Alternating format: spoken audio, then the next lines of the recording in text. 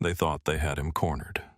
A duffel bag full of drugs, a falsified report, a room full of cops ready to take him down. Detective Ryan Caldwell smirked, convinced he had just ended Marcus Reed's career. But when the captain walked in, dropped a stack of files on the table, and said 5 words, "You're under arrest, Detective Caldwell," everything changed. But that was just the beginning. The courtroom was silent, yet electric with tension. Every eye in the room was locked on Detective Ryan Caldwell, a 45-year-old white man with short-cropped blonde hair and a muscular build, as he leaned casually against the witness stand. He wore his dark blue police uniform, a silver badge gleaming under the fluorescent lights. His pale blue eyes flickered with amusement, and a smirk tugged at his lips as he surveyed the room like he owned it. Across from him, Marcus Reed, the opposing attorney, stood tall and composed. A 38-year-old black man with deep brown skin, sharp dark brown eyes, and neatly trimmed black hair, Marcus was the kind of man who commanded attention the moment he entered a room. His tailored navy blue suit, crisp white dress shirt, and perfectly knotted blue tie made him look every bit the professional. But his eyes burned with something deeper, something that Ryan never had to feel. The jury, 8 white, 4 black, sat rigidly in their seats. Some were interested, others were bored, but Marcus could see the ones who had already made up their minds before the trial even started. He turned his attention back to Ryan, gripping the edges of his desk. His voice was calm, but sharp as a blade. "You mean to tell me, Detective Caldwell," Marcus said, his tone measured, "that you pulled over my client because his tail light was suspiciously dim?" Ryan chuckled, shaking his head like he was dealing with a naive child. His broad shoulders barely moved as he shrugged, his smirk growing wider. "Yeah, that's exactly what I mean, counselor," Ryan said, his voice dripping with condescension. "You know how it is. Some people just look more likely to cause trouble." Marcus's jaw clenched so tight it ached. Some people. The words hung in the air like a noose. Marcus turned toward the judge, a white man in his 60s with graying hair and cold, uninterested eyes. The judge didn't react. He simply sighed and adjusted his glasses as if he'd heard it all before. "You racially profiled my client," Marcus pressed, his tone steelier now. Ryan scoffed, tilting his head. His voice turned mocking. "Call it whatever you want, counselor, but I did my job. And guess what?" He leaned closer to the microphone, his pale blue eyes locking onto Marcus's with a smug glint. "I'll keep doing it." A few jurors smirked as if they found it amusing. Someone in the back muffled a chuckle. Marcus's hands curled into fists. His blood boiled, but he refused to let Ryan see it. The judge exhaled through his nose, already looking impatient. He banged his gavel once, the sharp crack echoing through the courtroom. "I've heard enough," he muttered. "Case dismissed." Just like that. Ryan grinned, stepping down from the witness stand like a man walking off a stage after a well-received performance. He straightened his police badge, shot Marcus a wink, and walked out of the courtroom laughing. The sound of that laughter followed Marcus long after the case was over. 1 week later. The bar was dimly lit, filled with the low hum of conversations and the occasional clink of glasses. Neon lights flickered against the walls, casting long shadows. Marcus sat at the bar, staring into his glass of whiskey. His tie was loosened, the top button of his white dress shirt undone, but his posture was still upright, still in control, at least on the outside. The bartender, a black woman in her 50s with short, curly gray hair and warm brown eyes, wiped the counter and gave him a knowing look. "Rough case?" she asked. Marcus let out a bitter chuckle. "Aren't they all?" The bartender sighed. "They ever take you seriously?" Marcus swirled his drink, watching the amber liquid catch the light. "No," he muttered. They never do. The door to the bar swung open with force, letting in a gust of cold night air. Loud laughter filled the space, a sound Marcus immediately recognized. He didn't even have to look. Ryan Caldwell. The off-duty cop strolled inside, flanked by two fellow officers.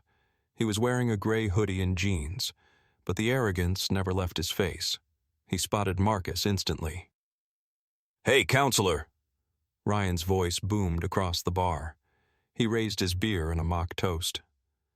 "Man, you looked real cute trying to play hero in court today." The two officers with him burst into laughter. Marcus set his glass down with a quiet clink. He turned slowly, meeting Ryan's gaze. Ryan took a lazy sip of his beer, stepping closer. "I gotta admit, I almost felt bad for you," he mused. "You really thought you had me, huh?" He let out another mocking chuckle, shaking his head. "See, that's the problem with you people." Marcus's fingers tightened around the edge of the bar. Ryan leaned in, his voice dropping low but still taunting. "You people always think you're gonna change the system," he sneered. "Let me tell you something. The system works for me, not for you." The words slammed into Marcus like a punch to the gut. For a moment, silence stretched between them. Then Marcus exhaled, forcing a small smile, controlled, calculated, deadly. "You're right," he said, tilting his head slightly. "Right now, the system does work for you." Ryan snorted. "Glad you're catching on." Marcus raised his glass, letting the whiskey swirl. "But you know what, detective?" Ryan smirked, lifting his own drink. "What's that, counselor?"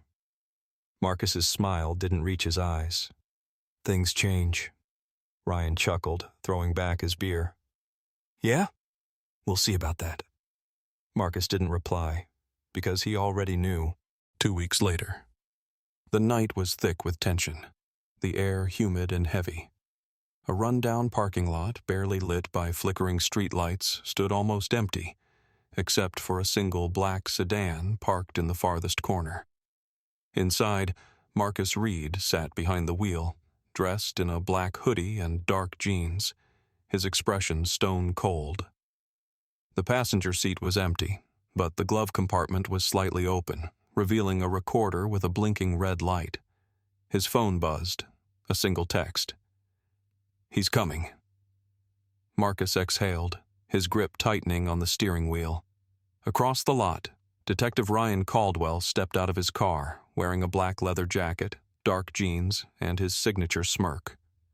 Even in casual clothes, he still walked like a cop who thought he owned the world. His dirty blonde hair was slicked back, his pale blue eyes sharp and predatory. He wasn't alone. 2 men followed him, plainclothes officers, just as smug, just as untouchable. Ryan casually strolled up to Marcus's car, rapping his knuckles against the window. Marcus rolled it down just enough. "Counselor?" Ryan greeted, his voice thick with amusement. "Didn't think you had the guts to show up." Marcus kept his face unreadable. "You wanted a deal," he said flatly. "Let's talk." Ryan laughed, shaking his head. "See, that's the thing. I don't make deals with people like you." Marcus ignored the insult.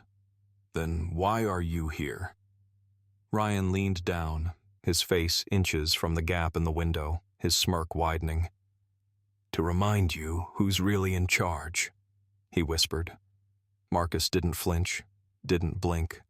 Ryan's smirk twitched, like he expected fear but got nothing. The detective straightened up, nodding to one of his men. A duffel bag dropped onto the ground with a heavy thud. "Drugs," Ryan said casually. "Enough to ruin a career. Enough to put a certain someone in a very bad situation if it ends up in the wrong hands." Marcus finally moved, tilting his head slightly. "You're planting drugs on me?" His voice was dangerously calm. Ryan chuckled, stretching his arms. "You? Nah, not directly." He glanced at the bag. But I got friends, Reed. And let's just say, this is going to look real bad when the right people find it. Marcus stared at him, expression unreadable. Then, slowly, he smiled. Ryan's smirk faltered just for a second. You done? Marcus asked, his voice smooth. Ryan scoffed, stepping back. You're finished, Reed. Hope you enjoyed your little courtroom speeches, 'cause next time you won't be standing in front of a judge. You'll be the one in cuffs. Marcus exhaled through his nose. If only Ryan knew. 3 days later, the entire precinct was chaos. Phones rang off the hook. Officers whispered in clusters, throwing nervous glances toward the captain's office. Inside, Detective Ryan Caldwell sat in stunned silence, his hands cuffed behind his back. His face was drained of color, his usual arrogance nowhere to be seen. Across from him, the captain, a stern black man in his 50s with salt and pepper hair and tired eyes, sighed as he dropped a stack of evidence files onto the desk. Surveillance footage, the captain said, his voice flat and emotionless. Audio recordings, testimonies, and a certain duffel bag full of narcotics with your fingerprints all over it. Ryan's mouth went dry. This is a mistake. The captain raised a brow. Is it? Ryan clenched his jaw, his mind racing. I was set up. The captain leaned back. Funny. That's exactly what you planned to do to Reed. Ryan's pulse thundered in his ears. He tried to laugh, but it came out weak. Come on, Chief, you know me. This is bullshit.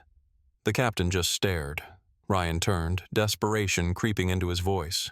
You don't actually believe this, do you? The captain exhaled slowly, then pushed a single piece of paper across the desk. Ryan looked down. His own signature. A signed confession. Not his, but a deal one of his own officers took in exchange for immunity.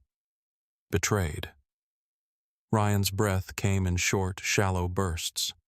His palms were sweaty, his heart pounding. The captain stood, adjusting his belt. Detective Caldwell, he said, his voice heavy with finality. You're under arrest. The words slammed into Ryan like a freight train. A flash of movement in the hallway caught his eye.